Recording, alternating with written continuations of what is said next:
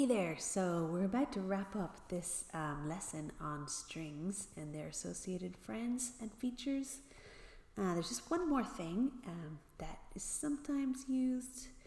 Let's see, I'm going to explain it. So it's called regex, that stands for regular expression. I don't like that name very much because I find these expressions to be quite puzzling. But it's a thing that you use to try and match a pattern in a string. And how we do that in Java is you have a few steps. The first thing you need to make is you need to make a pattern, and you need to compile it, and then you need to use a matcher.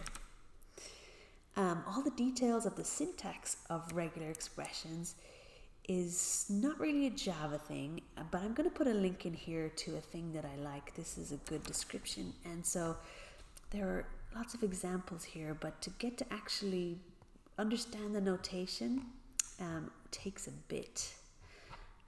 But it means that you can, in a very small amount of code, you can quite efficiently pattern match strings. And sometimes we use it for web input, for checking for email addresses and phone numbers. So that's what I'm going to have you guys do. It's the most regularly used application of this. So I'm just gonna play around and see if I can show you how it kind of works. I'm gonna make a pattern. So the pattern gets compiled. And then you put your regular expression in here. I'm just gonna put something real basic in there.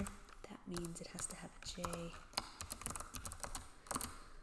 I find regular expressions pretty tricky, so I pretty much don't use them unless I really have to. Pattern.match matches pattern dot. No, I want a matcher on the pattern. Pattern. Get the matcher.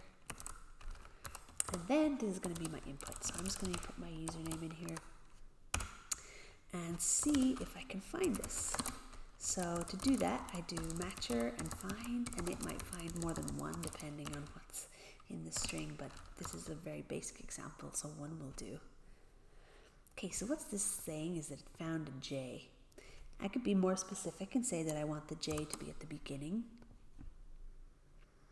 So in that case, this won't work. Get a false down there. Then I can do other things like so there's different ways of describing different kinds of numbers and letters. So one that you might use is a digit, and a digit is defined by a \d. And you can find this stuff. Where is it on this page? Oh, here. Okay, so this is D. I'm going to specify that I need to have a number. So say this was like a password or something. But \d has to have 2 backslashes so that it can be inside a string like that.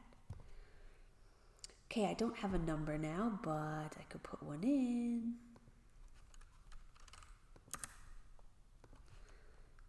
Now it's not happy. Oh, because I need to say that any old thing can be in the middle here with a star.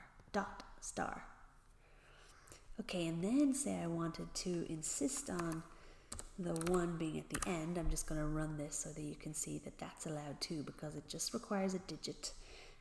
If I put a $sign there, that insists that the digit is at the end. So hopefully it'll be false here, and then I move my digit here. So that's just a little bit of noodling around. You can do some research by yourself. I'm going to put the link to this in here. The most important thing about this is I want you to write your tests first. So the exercise is this. This is like the first time you'll be writing the test from scratch by yourself. The exercise is validate email addresses and phone numbers. Okay, so first make your tests, then do your implementation. Use the regular expressions. If you really, really don't want to use the regular expressions, you can do it some other way. That's fine too. All right, so see you later.